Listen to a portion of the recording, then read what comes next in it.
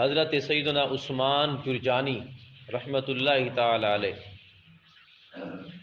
یہ جرجان ایران کا علاقہ ہے، یعنی ایران کا رہنے والا ایک شخص ہے اللہ والا جس کا نام عثمان ہے۔ وہ فرماتے ہیں میں جرجان سے بصرہ جانے کے لیے کوفہ سے نکلا تھا۔ جب میں راستے میں پہنچا تو میں نے خاتون کو دیکھا جس نے اون کا جبہ پہنا ہوا تھا، اون کے لباس کا جبہ، اور دوپٹہ بھی بالوں کا بنا ہوا تھا۔ چلتے ہوئے وہ کہہ رہی تھی، اے میرے مالک و مولا، تیری منزل کتنی دور ہے، منزل کتنی دور ہے، یہ کہتی ہوئی جا رہی تھی۔ حضرت عثمان جرجانی رحمۃ اللہ تعالی علیہ فرماتے ہیں میں اس کے اس کلام کو سن کر بڑا متعجب ہوا، حیران ہو گیا کہ ایک خاتون کو رب تعالیٰ نے اتنا بڑا عشق عطا فرمایا ہے، اپنی اتنی بڑی محبت عطا فرمائی ہے۔ فرماتے ہیں میں اس کے قریب ہوا، قریب ہو کر اس کو سلام کیا۔ جو ہی سلام کہ اس نے سلام کا جواب دیا، اور سلام کا جواب دیتے وقت کہنے لگی اللہ آپ پر رحم فرمائے، بتائیے آپ ہیں کون؟ میں نے کہا کہ میں عثمان ہوں۔ وہ کہنے لگی اے عثمان، اللہ رب العزت آپ پر کرم نوازی فرمائے، یہ بتائیے کہاں جاتے ہیں؟ میں نے کہا کہ میں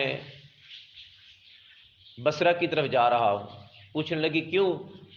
کہنے لگا کہ میں کسی کام، کسی حاجت سے جا رہا ہوں۔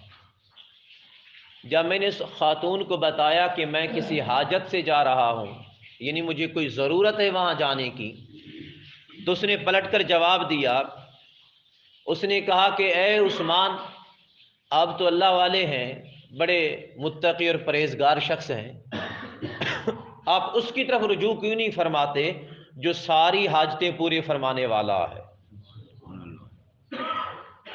اب فرماتے ہیں نا کہ میں جرجان سے بصرہ جا رہا ہوں، کسی حاجت کی وجہ سے، کسی ضرورت کی وجہ سے، آپ اس کی طرف توجہ دیں جو تمام حاجتیں پوری کرنے والا ہے، پھر آپ کو جرجان سے بصرہ جانے کی ضرورت نہیں آئے گی۔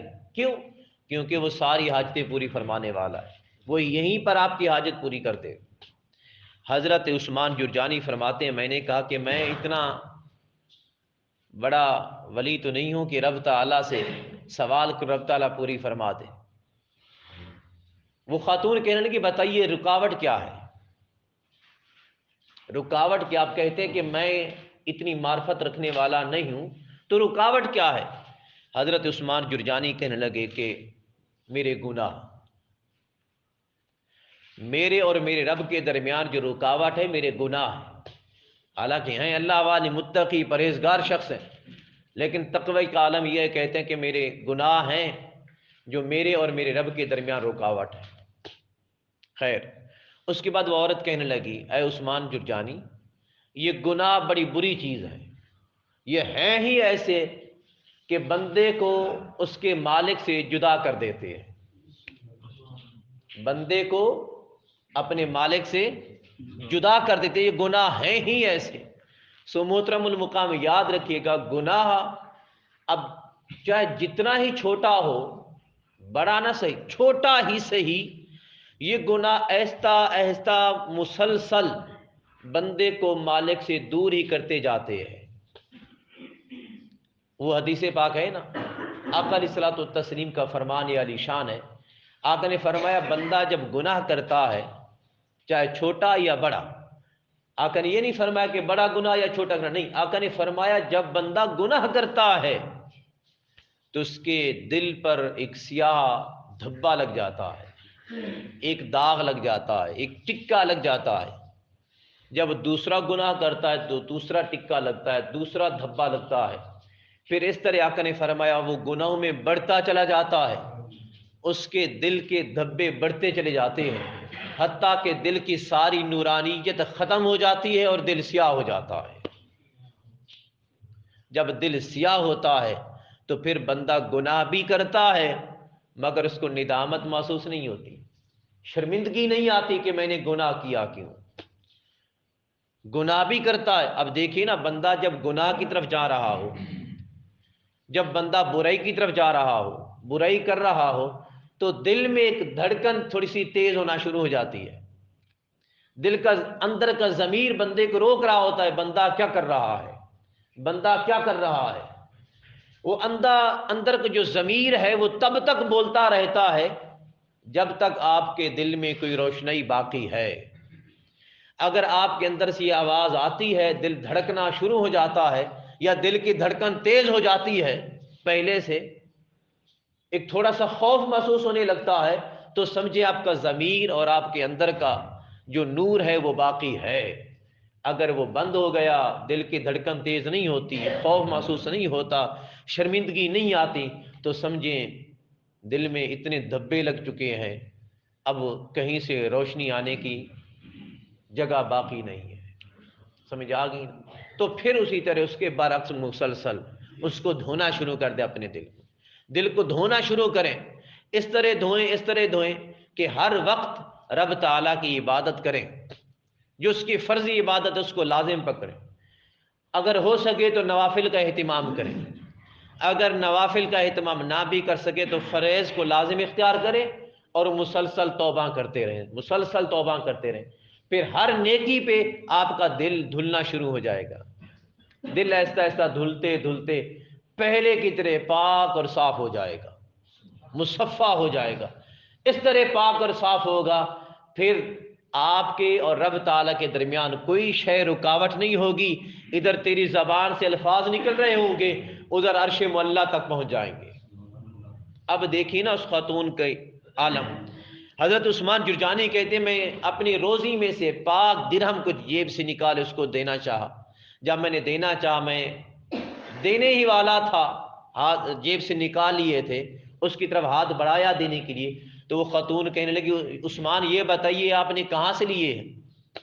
میں نے اس کو بتایا کہ میں جا کر لکڑیاں جمع کرتا ہوں، جنگل سے کاٹتا ہوں، پھر اپنے سر پہ گٹھا رکھتا ہوں، بازار جاتا ہوں، مسلمانوں سے بیچتا ہوں، اور وہی لکڑیوں کی بیچی ہوئی یہ قیمت ہے۔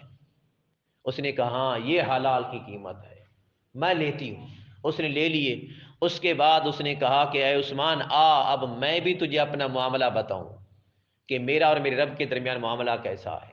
اس نے ہاتھ اٹھائے، جو ہاتھ بلند کیے، حضرت عثمان جرجانی کہتے جب اس نے ہاتھ بلند کیے، میں نے نہیں سنا کہ اس نے کیا کہا، لیکن میں نے اس کے ہلتے ہوئے ہونٹ دیکھے، جب ہلتے ہوئے ہونٹ دیکھے، دیکھتا کیا ہوں، دیکھتے ہی دیکھتے اس کے ہاتھ میں سونے کی اشرفیاں آ گئی، سونے کی اشرفیاں۔ کہنے لگے عثمان میرا رب تو میری حاجت اس طرح پوری فرما دیا کرتا ہے۔ دیکھیے نا، کہنے لگی کہ اے عثمان تو کہتا کہ میں بسپا جا رہا ہوں جرجان سے اتنا بڑا سفر طے کر کے، لیکن میرا رب تو میری حاجتیں اس طرح پوری فرما دیا کرتا ہے۔ حضرت عثمان جرجانی فرماتے ہیں جب میں نے اشرفی کو اٹھایا دیکھا کسی بادشاہ کی مہر نہیں تھی۔ میں کہنے لگا اے خاتون اس پر تو کسی بادشاہ کی مہر نہیں ہے۔ وہ کہنے لگی اے عثمان یہ ان بادشاہوں کے سکے نہیں جن کی تو بات کر رہا ہے، بلکہ یہ اس بادشاہ کے سکے ہیں جو بادشاہوں کا بھی بادشاہ ہے، جو بادشاہوں کا بھی بادشاہ ہے، یہ مالک ہے۔ کہنے لگے اے عثمان تو رب تعالیٰ کی محبت اپنے دل میں اس طرح رکھ جس طرح رکھنے کا حق ہے، تو پھر دیکھ تیری تمام حاجتوں کو تیرا رب کافی ہو جائے گا، تیرا رب کافی ہو جائے گا۔ سو محترم المقام دو ہی چیزیں ہیں، تین ہی سبق ہیں آج کے اس درس سے۔ ایک تو گناہوں سے بچیں، یہ بندے اور مالک کے درمیان معرفت میں یعنی پہچان میں رکاوٹ بنتے ہیں، اور دوسرے نمبر پر رزق حلال ہو۔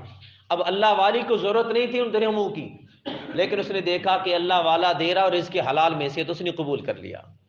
جس طرح اللہ والی نے رزق حلال کو قبول کیا، اسی طرح رب بھی حلال ہی چاہتا ہے۔ اگر بندے کے پاس حلال ہے تو اس کی نمازیں قبول، اس کی خیراتیں قبول، ورنہ کچھ بھی قبول نہیں ہے۔ اور تیسرے نمبر پر اگر رب تعالیٰ کے ساتھ اتنا پختہ تعلق ہے نا، اتنا پختہ رابطہ ہے، مضبوط رابطہ ہے، تو یقین جانیے رب تعالیٰ آپ کی ساری حاجتیں پوری فرما دے گا۔